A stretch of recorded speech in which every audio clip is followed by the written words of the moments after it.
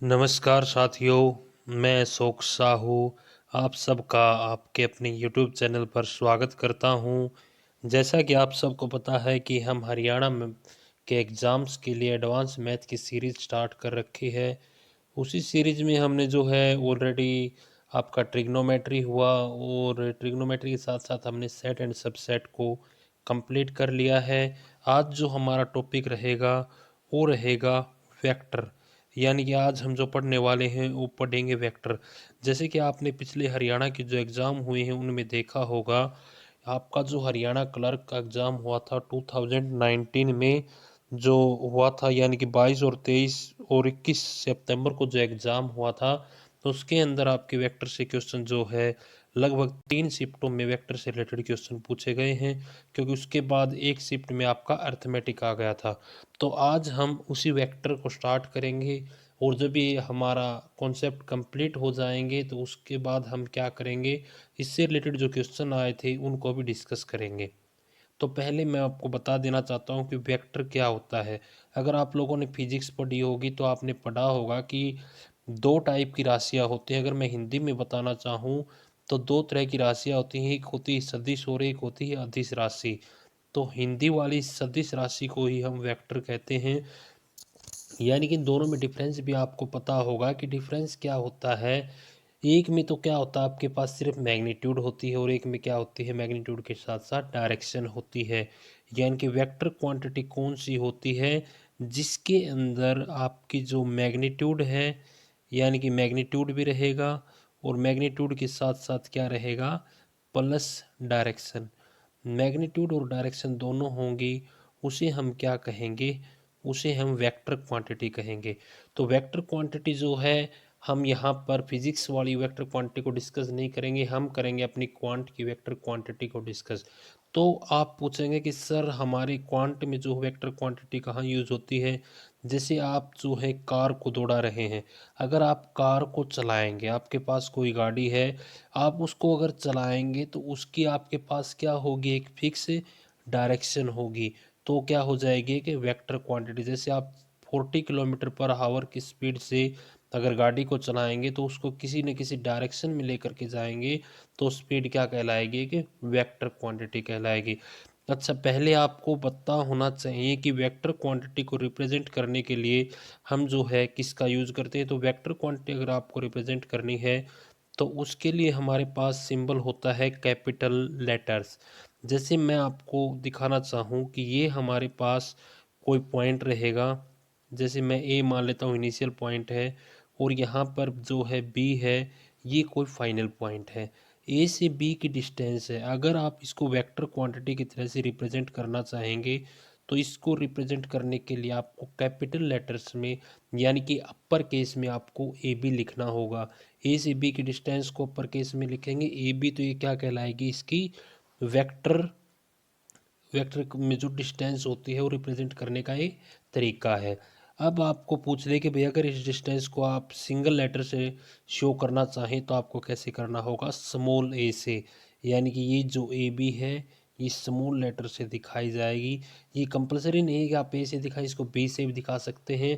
कहने का मतलब ये है कि डिस्टेंस को अगर सिंगल यूनिट से रिप्रेजेंट करना होगा तो उसके लिए हमें स्मॉल लेटर्स की नीड होगी।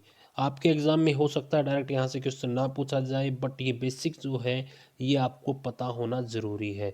अब हम बात करते हैं इसके साथ साथ यहाँ पर एक मैग्नीट्यूड का फैक्टर, मैंने आपको बताया कि मैग्नीट्यूड, तो आपको मैग्नीट्यूड के बारे में भी पता होना चाहिए कि मैग्नीट्यूड से हमारा मतलब क्या है। तो अगर ए और बी के बीच की, जैसे दो पॉइंट थे, ए और बी के बीच की डिस्टेंस, डिस्टेंस को अगर मैं मोड के अंदर फिक्स कर दूंगा, यानी कि डिस्टेंस हमेशा पॉजिटिव रहेगी, उस केस को हम क्या कहेंगे, मैग्नीट्यूड कहेंगे। मोड का मतलब आप सबको पता होगा कि मोड का यूज क्या होता है। ये क्या हो गई, डिस्टेंस हो गई, किस किस के बीच की, ए बी के बीच की। इसको रिप्रेजेंट करेंगे हम मैग्नीट्यूड के तरीके से, तो इसको क्या लगा देंगे, हम दोनों तरफ मोड लगा देंगे। अब आप सोच रहे होंगे कि सर ये ए से बी की डिस्टेंस है, हम इसी तरफ जा रहे हैं, अगर हम इसको ए बी ना लिख के, आपके मन में आया होगा, हो सकता है कि सर हम इसको ए बी ना लिख के अगर बी ए से रिप्रेजेंट करना चाहें तो क्या ये गलत होगा। नहीं, अगर आप इसको ए बी ना लिख के इसको बी ए से रिप्रेजेंट करना चाहें तो आप कर सकते हैं, बट उस केस में आपको क्या लेना होगा, इसके साथ नेगेटिव साइन लेना होगा। ये चीज़ें याद रखना। देखिए हमने क्या पढ़ा, अभी तक हमने पढ़ा कि वेक्टर क्या होता है। वेक्टर एक ऐसी क्वांटिटी या फिर ऐसी राशि होती है जिसके पास क्या होती है, एक मैग्नीट्यूड भी होती है, और मैग्नीट्यूड के साथ साथ क्या होती है, इसकी एक डायरेक्शन भी होती है। जैसे ए से बी की डिस्टेंस थी, तो यानी कि इसको रिप्रेजेंट करने के लिए स्मॉल ए का यूज़ किया जाता है, और ए बी से इसको कैपिटल लेटर से इसको लिखा जाता है। अगर मैग्नीट्यूड लिखना हो तो उसको आपको क्या करना होगा, मोड के अंदर बंद करना होगा। ये क्या कहलाती है, वेक्टर का रिप्रेजेंटेशन कहलाता है। अब वेक्टर में एक चीज़ और आती है जो कि मोस्टली यूज भी होती है, हम उसको डिस्कस कर लेते हैं। एक लॉ होता है जिसका नाम क्या बताएंगे हम, ट्रायंगल लॉ। अब आप सोच रहे होंगे सर ट्रायंगल लॉ का मतलब क्या है। ट्रायंगल लॉ का मतलब है, जैसे आपको कोई ट्रायंगल दे रखी है, मान लीजिए ये आपके पास कोई ट्रायंगल है, जहाँ पर ये पॉइंट ए रहेगा, ये बी रहेगा, ये सी रहेगा। ए से बी की डिस्टेंस, बी से सी की डिस्टेंस, और उसके बाद ए से आपकी सी की डिस्टेंस। तो इन तीनों में जो रिलेशन को शो करेगा वो क्या कहलाएगा, आपका ट्रायंगल लॉ कहलाएगा। तो इनके बीच में रिलेशन कैसे शो होगा, जो बड़ी वाली साइड है उसको किसके इक्वल होगी, जो छोटी दोनों साइड हैं उनके सम के, वेक्टर सम के इक्वल होगी। यानी कि बड़ी वाली साइड की जो डिस्टेंस है, दोनों छोटी जो साइड रहेंगी उनके वेक्टर सम के इक्वल रहेगी। या फिर मैं इसको सी से भी रिप्रेजेंट कर सकता हूँ, इसको बी से कर दें और इसको ए से कर दें, तो भी क्या केस बनेगा आपके पास, C vector is equal to A vector plus B vector. यानी कि ये क्या है, ये रहेगा ट्रायंगल लॉ। इसके बाद एक लॉ होता है आपका पैरेललोग्राम का लॉ। पैरेललोग्राम में भी कैसे रहता है, यानी कि पैरेललोग्राम, या फिर आप इसको समांतर चतुर्भुज भी कह सकते हैं। ये आपके पास होता है पैरेललोग्राम रूल। इसके अंदर क्या रहेगा, आपको कोई पैरेललोग्राम दे रखा है, जैसे ये मान लेते हैं कोई पैरेललोग्राम है। यहाँ पर अगर आपको ये साइड जो है इसकी डिस्टेंस ए दे रखी हो, इसकी बी दे रखी हो, और आपसे पूछ ले कि डायगोनल क्या होगा, तो इस केस में जो हमारा डायगोनल होगा, हम मान लेते हैं डायगोनल को डी से रिप्रेजेंट कर रहे हैं, तो डी जो होगा वो किसके इक्वल होगा, ए वेक्टर प्लस बी वेक्टर के सम के इक्वल होगा। ये आपका क्या कहलाता है, पैरेललोग्राम लॉ कहलाता है। इसके बाद हम डिस्कस करते हैं कि वेक्टर के अलग अलग आपके पास जो टाइप रहते हैं, टाइप में क्या क्या रहेंगे, type of vector. Type of vector के अंदर क्या क्या आ जाएगा आपका, टाइप ऑफ वेक्टर के अंदर जैसे मान लीजिए पहला जो रहेगा वो रहेगा जीरो वेक्टर, यानी कि फर्स्ट जो रिप्रेजेंट करेंगे हम इसको लिखेंगे जीरो वेक्टर। जीरो वेक्टर का मतलब क्या है, अगर किसी वेक्टर के दो पॉइंट ऐसे हों जिनके बीच की डिस्टेंस ही जीरो हो, जैसे यहाँ पर ए है और ए को ही यानी कि दूसरा पॉइंट मान लिया जाए, तो ए की डिस्टेंस भी क्या रहेगी, जीरो रहेगी। ये क्या कहलाएगा, जीरो वेक्टर कहलाएगा। सेकंड केस अगर मैं देखूं, तो सेकंड आपका जो टाइप होता है वो होता है को इनिशियल वेक्टर। को इनिशियल वेक्टर, इनिशियल का मतलब होता है किसी चीज़ को शुरू करना। तो अगर हम किसी पॉइंट से अलग अलग वेक्टर शुरू कर रहे हैं, जैसे ये कोई पॉइंट है, एक वेक्टर यहाँ पे है, एक वेक्टर यहाँ पे है, एक वेक्टर यहाँ पे, एक वेक्टर यहाँ पे, यानी कि सभी का जो स्टार्टिंग पॉइंट है वो सेम पॉइंट से है, तो हम इस वेक्टर को क्या कहेंगे, को इनिशियल वेक्टर कहेंगे।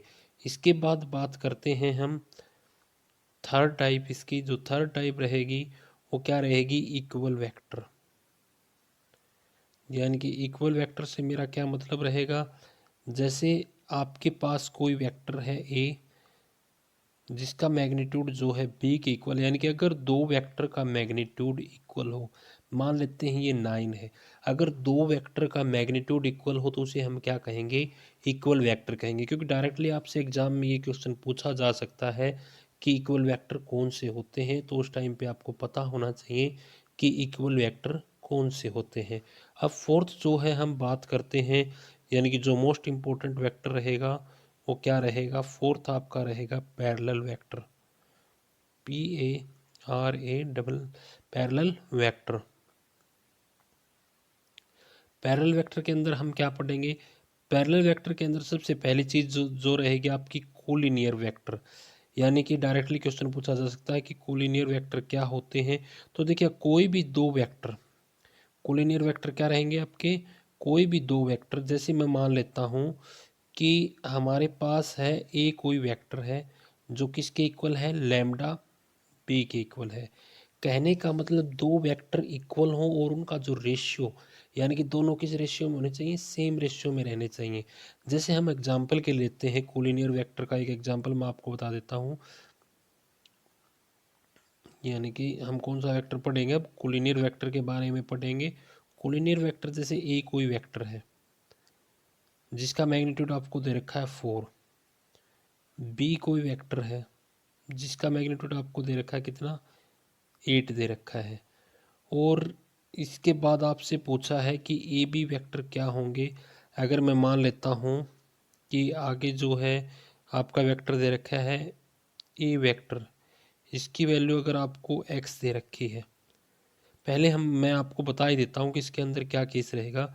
अगर ये 2 है और तो बी वेक्टर क्या होगा? ये वेक्टर होना पड़ेगा 4। क्यों होना पड़ेगा? क्योंकि यहाँ पर हम देखते हैं कि ये जो वेक्टर है, क्या मैं इसको हाफ ऑफ बी वेक्टर नहीं लिख सकता? क्योंकि ए किसके इक्वल है? 4 के इक्वल है, और बी किसके इक्वल है? 8 के इक्वल है।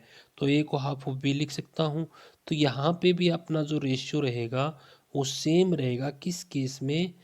जब क्या हो, दो वेक्टर क्या हो? कोलिनियर वेक्टर हो। उस केस में जो रेशियो रहेगा वो सेम रहेगा। ये बात जो है आपको याद रखनी है। किन का रेशियो? मैग्नीट्यूड का रेशियो। क्योंकि हो सकता है एग्जाम में आपसे डायरेक्टली पूछ लिया जाए कि आपको दो कोई भी वेक्टर दे रखे हैं।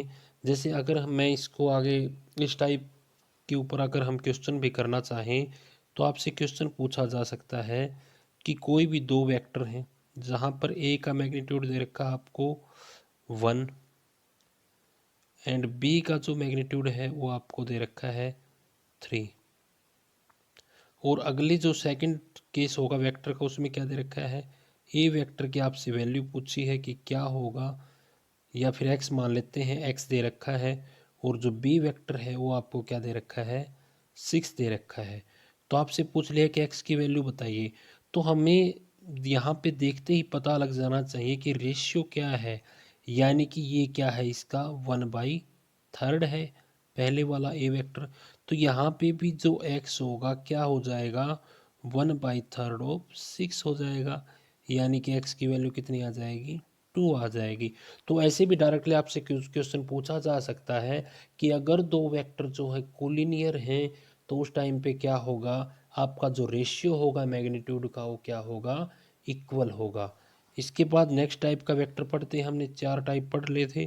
फिफ्थ टाइप जो रहेगा वो रहेगा यूनिट वेक्टर।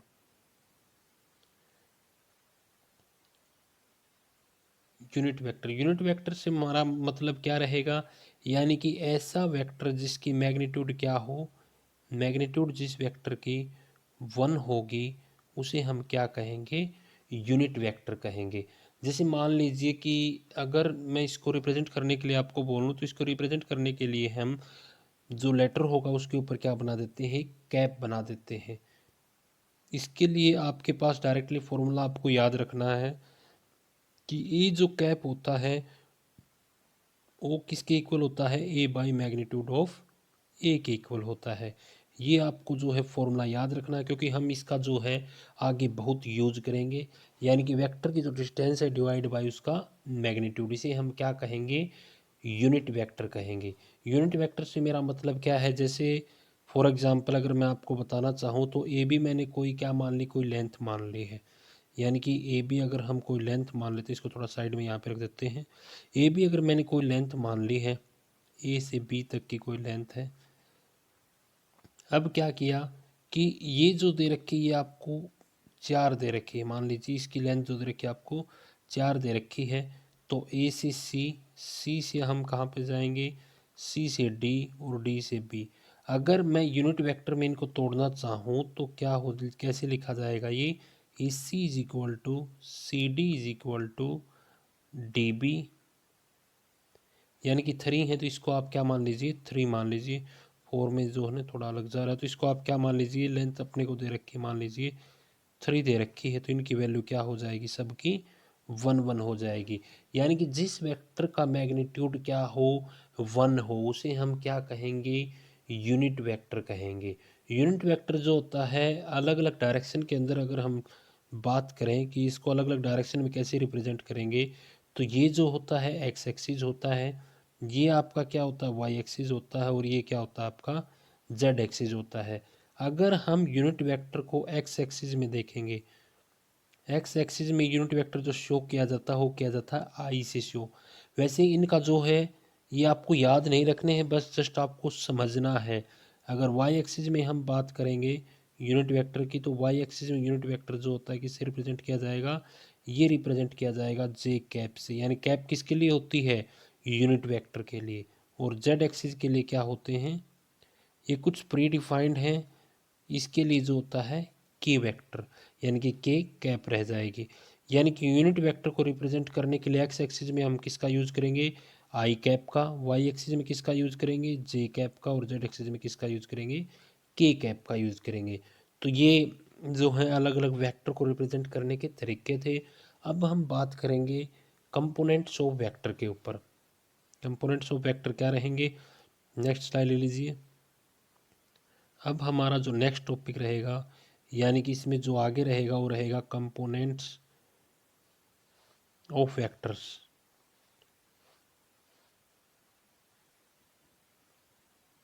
वेक्टर के जो अलग अलग कंपोनेंट होते हैं अब उनके ऊपर डिस्कस करेंगे। अब तक हमने जो है इसके टाइप जो है अलग अलग सभी के सभी जो हमने पढ़ लिए हैं। देखिएगा अब मैं आपको बताता हूँ कि अगर कोई पॉइंट दे रखा हो, कि जैसे हमारे को ये क्या दे रखी, कोई एक्स एक्सिस दे रखी है, ठीक है, यहाँ पे मान लीजिए कोई पॉइंट पी दे रखा है आपको, और इसके आपको क्या दे रखे हैं, यानी कि एक्स एक्सिस और वाई एक्सिस पे इसके जो वैल्यूज़ दे रखी हैं वो दे रखी हैं, ए बी दे रखी हैं। ये क्या रह जाएगी फिर हमारी, ये बी हो जाएगी, और ये क्या हो जाएगी, ए हो जाएगी। अगर मैं इसको बोलूँ तो ये क्या है, ये डिस्टेंस अपने को पता करनी हो तो आप कैसे पता करेंगे। देखिएगा हमें पता है, अगर मैं इस पॉइंट को ओ मानता हूँ, इस ऊपर वाले पॉइंट को पी मानता हूँ, इसको क्यू मानता हूँ, तो अगर आपसे मैं पूछूं, मैं इसको थोड़ा अलग कलर से बता देता हूँ आपको कि हमने किया क्या है। हमने क्या किया है कि एक्स एक्सिस में मान लीजिए कि आपको कोई पॉइंट दे रखा है, यानी कि ये कोई पॉइंट दे रखा है आपको, ये लेंथ और ये लेंथ, ये पॉइंट है, मान लीजिए आपके पास P है जो कि किसके इक्वल दे रखा है, ए बी के। तो कहने का मतलब क्या होगा, ये लेंथ क्या हो जाएगी, B हो जाएगी, और ये वाली क्या हो जाएगी, A हो जाएगी। ये क्या है, वेक्टर क्वांटिटी है। तो अब आपसे पूछ लिया जाए कि OP की वैल्यू क्या होगी, तो OP को आप कैसे रिप्रेजेंट करेंगे। देखिएगा हमने अभी तक जो पढ़ा था हम उसी को यूज करेंगे, आई और जे वाला बताने के लिए मैं आपको ये कर रहा हूँ। तो OP की जो लेंथ होगी, हमें पता है कि हमने पीछे ट्रायंगल लॉ पढ़ा था, उसमें हमने देखा था कि OP जो होता है वो किसके इक्वल होता है, OQ प्लस QP के। अब आप बोलेंगे सर आपने QP तो लिखा ही नहीं, ये Q ले लीजिए और ये क्या ले लीजिए, O ले लीजिए। यानी कि OP किसके इक्वल हो गया, OQ प्लस QP के इक्वल हो गया। कहने का मतलब क्या है कि ये तो अपने को लेंथ दे रखी है, बट अगर मैं बात करूं कि हमें एक्स एक्सिस के अलोंग कौन सा वेक्टर लेके चलना है, यूनिट वेक्टर आई कैप प्लस ये क्या है, वाई एक्सिस, वाई एक्सिस के अलोंग कौन सा वेक्टर लेके चलेंगे, जे कैप। तो ये इसको हम वेक्टर के फॉर्म में ऐसे रिप्रेजेंट करेंगे, जहाँ पर यहाँ पर आपको कुछ चीज़ें और भी याद रखनी है, जहाँ पर जो ए और बी होंगी वो क्या है, स्केलर वैल्यू है। इन चीज़ों का मैं आगे जो है क्वेश्चंस जब कराएंगे तो उनमें यूज करूँगा, तो आपको इनके बारे में पता होना चाहिए। ए बी क्या है, स्केलर वैल्यूज हैं, और ए आई और ए जे जो हैं ये क्या रहेंगी, वेक्टर वैल्यूज रहेंगी। अब आपसे अगर मैं पूछूं कि ओपी का मैग्नीट्यूड आप कैसे निकालेंगे, तो देखिएगा मैग्नीट्यूड निकालने के लिए हमारे पास क्या होता है, अगर ओपी की वैल्यू दे रखी है ए आई, अगर ये हमारे को कोई ओपी जो है वेक्टर इक्वेशन दे रखी है और आपसे पूछ लिया जाए कि ओपी का मैग्नीट्यूड निकालिए, तो ओपी का मैग्नीट्यूड निकालने का मतलब क्या है कि अंडर द रूट ऑफ जो आई का की जो स्केलर वैल्यू है उसका स्क्वायर प्लस जो दूसरी स्केलर वैल्यू है उसका स्क्वायर, ये क्या हो जाएगा, मैग्नीट्यूड हो जाएगा किसका, ओपी का। ओपी कौन सा था, ओपी ये वाली वैल्यू जो है, इसका मैग्नीट्यूड क्या आ गया आपके पास, root of A square plus B square. एक थोड़ा क्वेश्चन से भी देख लीजिए, जैसे अगर हमारे को क्वेश्चन में दे दे कि ओपी कोई वेक्टर दे रखा है और जिसकी जो वैल्यूज दे रखी हैं 3i प्लस 6j, ये 6 रहेगा, 6j माइनस आपको दे रखा है 4k, ये कोई वेक्टर दे रखा है। आपसे क्या पूछा कि इसका मैग्नीट्यूड बताइए कि मैग्नीट्यूड क्या होगा। तो मैंने आपको अभी बताया कि इसकी स्केलर वैल्यूज क्या हो जाएंगी। आपने बोला कि सर स्केलर वैल्यूज जो होती हैं ये होगी 3, 6 और -4। अब हमें करना क्या है, ओपी की लेंथ निकालने के लिए स्केलर वैल्यूज का स्क्वायर करके ऐड कर देना है। यानी कि 3 का स्क्वायर क्या हो गया 9, 6 का स्क्वायर क्या हो गया 36 और 4 का स्क्वायर क्या हो गया 16। अगर मैं इन सब को ऐड करूँगा तो कितना होगा, 36 और 9 कितना होगा 45, यानी 36 और 9 45 हो गए। 45 के अंदर अगर हम 16 ऐड करेंगे तो कितना मिलेगा हमारे को 61, आई थिंक 61 ही मिलेगा, आप चेक कर लेना। तो क्या आ गई, ओपी का मैग्नीट्यूड क्या आ गया 61 आ गया। अब ये तो बात की हमने कि जब दे रखा हो आपको 1 पॉइंट। अब इसके अलावा अगर आपको 2 पॉइंट दे दे तो उस केस में आप क्या करेंगे, अगर हमारे को पॉइंट दे रखे हो 2, यानी कि अगर हमारे को 2 पॉइंट दे रखे हों तब हमारा केस जो है चेंज हो जाएगा।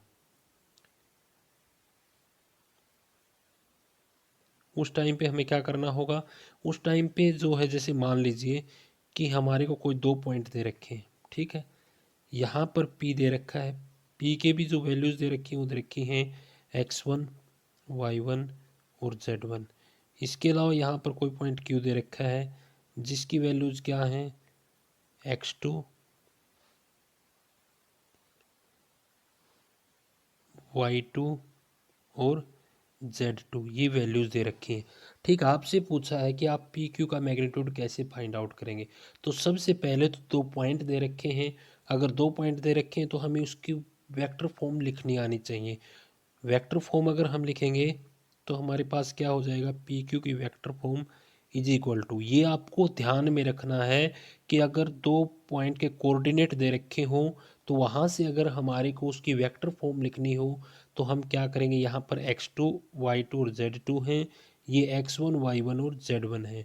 तो हमें क्या करना है, सिंपली x2 माइनस x1, तो x एक्सिस के अलोंग कौन सा वेक्टर रहता है आपका i, plus y2 minus y1 और y के अलोंग कौन सा वेक्टर रहता है हमारा j, प्लस z2, z के अलोंग कौन सा वेक्टर रहता है हमारा, z के अलोंग वेक्टर रहता है k, ठीक है। तो ये क्या हो गई, इसकी वेक्टर फॉर्म हो गई। यानी कि अगर कोई आपको 2 पॉइंट दे रखे हों जिनके कोऑर्डिनेट दे रखे हों और आपसे डायरेक्टली पूछ लिया जाए कि भाई आप जो है इसकी वेक्टर फॉर्म बना करके बताइए कि वेक्टर फॉर्म कैसे बनाएंगे। तो आई होप आपको ये समझ आया होगा। इसके बाद हम जो है एक एग्जांपल ले लेते हैं जहाँ पर हमारे को 2 पॉइंट दे रखे हैं, कोई भी, जैसे ए कोई पॉइंट गिवन है जिसके कोऑर्डिनेट क्या क्या दे रखे हैं 1, 2 एंड -3 जो है कोऑर्डिनेट दे रखे हैं, और बी कोई पॉइंट है जहाँ पर इसके कोऑर्डिनेट क्या क्या दे रखे हैं 2, -1 और इसके साथ दे रखा है आपको 5 दे रखा है। अब आपसे पूछा है कि ए बी की वैल्यू क्या होगी, तो मैंने आपको अभी बताया था कि सबसे पहले हमें क्या निकालनी होगी, इसकी वेक्टर फॉर्म। तो अगर ये x1 y1 और z1 हैं, अगर ये x2 y2 और z2 हैं, तो आपको बताया था कि x2 माइनस x1 यानी कि 2 माइनस 1, एक बार कंप्लीट लिख देते हैं 2 माइनस 1, और एक्स एक्सिस के अलोंग कौन सा होता है आपका आई वेक्टर होता है, प्लस y2 माइनस y1 -1 -2, यानी कि किसके अलोंग है, जे के अलोंग है। y एक्सिस के अलोंग क्या होता है, जे होता है, और 5 माइनस माइनस क्या हो गया +3 हो गया, ये किसके अलोंग है, के अलोंग है। अब अगर मैं इसको सोल्व करके लिखना चाहूँ तो क्या लिखना पड़ेगा मेरे को, आई कैप, सॉरी यहाँ पे माइनस आएगा ना, -2 और वन क्या हो गए, माइनस के 3 हो गए, 3J प्लस कितना हो गया, 8K हो गया। आप थोड़ा इसको माइंड मत करना कि सर तो कम्प्लीटली इंग्लिश में बता रहे, इंग्लिश में नहीं है, ये सबको पता है कि 1 2 3 क्या होता है। और ये क्या है, ये आपके जो हैं 11th और 12th के चैप्टर हैं, तो यहाँ पर शायद ही कोई हिंदी में होता होगा, यहाँ पर सभी जो इंग्लिश में ही होते हैं। तो नॉर्मली इतनी इंग्लिश भी नहीं है, आप इसको एडजस्ट कर लीजिएगा। अगर ना समझ आए तो दोबारा पूछ लेना। जैसे क्या हो गया, अगर दो में से एक घटाएंगे तो आई आ गया, यानी कि एक बच गया। एक को लिखे या ना लिखे कोई फर्क नहीं पड़ता। और एक्स एक्सिस के लॉन्ग वेक्टर कौन सा होता है, आई होता है। और माइनस का 2 और माइनस का 1 दोनों मिलकर के कितना बना दिया, माइनस का 3 बना दिया। और ये वाई एक्सिस के लॉन्ग है, तो वाई एक्सिस के लॉन्ग वेक्टर क्या होता है, जे होता है। थर्ड में देखा तो 5 में से 3 घटाएंगे तो घटा का पहले था और घटा और घट गया, तो यानी कितना हो गया, प्लस हो गया। क्योंकि माइनस और माइनस की गुणा करते हैं तो किसके इक्वल होता है, आपका प्लस के इक्वल होता है। यही यहाँ पर हुआ है। तो अब क्या हो गया, 5 और 3 का जोड़ कितना हो गया, 8K हो गया। ये क्या आ गई, इसकी वेक्टर फॉर्म आ गई। अगर मैं आपसे पूछ लेता, देखिएगा इसमें मैं आपसे थोड़ा कुछ जो है सीखने लायक बातें हैं वो आप साथ के साथ सीखते रहें। और अगर आप नोट कर रहे हैं तो नोट डाउन भी करते रहें। अगर आपसे इसके डायरेक्शन रेशियो पूछ लिए जाए, यानी कि मैं बोलूँ कि भाई इसके डायरेक्शन रेशियो बताइए, तो डायरेक्शन रेशियो क्या रहेंगे, डायरेक्शन रेशियो जो रहेंगे इसके, वो रहेंगे आई का जो कोफिशिएंट है 1, वाई जे का जो कोफिशिएंट है -3, और के का जो कोफिशिएंट है क्या रहेगा, 8। ये क्या रहेंगे, इसके डायरेक्शन रेशियोज रहेंगे। इसके बाद अगर आपसे इसकी मैग्नीट्यूड भी पूछ ली जाए, यानी कि अगर मैं पूछ लूँ कि भाई इसकी मैग्नीट्यूड क्या होगी, इस क्वेश्चन में एक क्वेश्चन और भी ऐड कर लीजिए कि इसकी मैग्नीट्यूड क्या रहेगी, मैग्नीट्यूड क्या रहेगी। तो आप कहेंगे सर आपने अभी तक बताया था मैग्नीट्यूड क्या होती है। मैग्नीट्यूड सिंपली कुछ नहीं, जो आपके डायरेक्शन रेशियोज हैं उनके स्क्वायर का सम होता है। 1 का स्क्वायर किया 1, -3 यानी कि माइनस का 3 है, माइनस का 3 है, और इसका स्क्वायर करेंगे तो क्या मिलेगा हमारे को, नेगेटिव नंबर हो तो भी क्या होता है, स्क्वायर करने पर पॉजिटिव नंबर मिलता है। और पॉजिटिव का तो हमेशा पॉजिटिव मिलता है, तो कितना मिल जाएगा, 9 मिल जाएगा। और 8 का करेंगे तो स्क्वायर कितना हो जाएगा, 8 का जो होता है पावर 2 कितनी होती है, 64 होती है। यानी कि इनका सब का सम करेंगे तो कितना मिलेगा, शायद 74 आ जाएगा। 74 क्या आ गया, इनका सब का मैग्नीट्यूड आ गया। तो हमने क्या क्या डिस्कस किया है, मैं फिर से एक बार रिप्रेजेंट जो है रिपीट कर देता हूँ। देखिएगा हमने सबसे पहले पढ़ा कि भाई वेक्टर क्या होते हैं।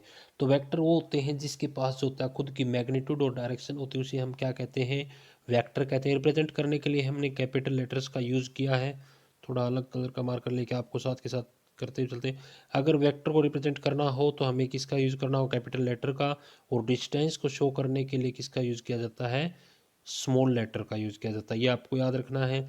इसके बाद हमने ट्रायंगल लॉ पढ़ा, यानी कि जो आपकी बड़े वाली साइड होती है वो किसके इक्वल होती है, जो छोटी जो दोनों वेक्टर होते हैं उनके सम के इक्वल होती है। यही रूल जो है हमने पैरेललोग्राम में यूज़ कर दिया कि जो दो अगर वेक्टर दे रखे हों, डायगोनल आपसे पूछ ले तो दोनों का सम किसके इक्वल होता है, डायगोनल वाले वेक्टर के इक्वल होता है। उसके बाद हमने क्या देखा, उसके बाद हमने पढ़ा कि वेक्टर के टाइप।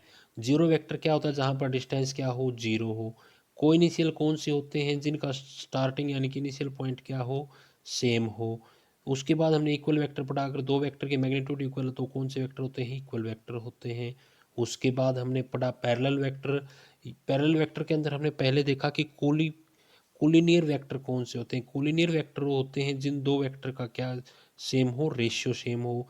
जैसे यहाँ पर 4 8 था, दोनों का रेशियो क्या था, 1/2 का था।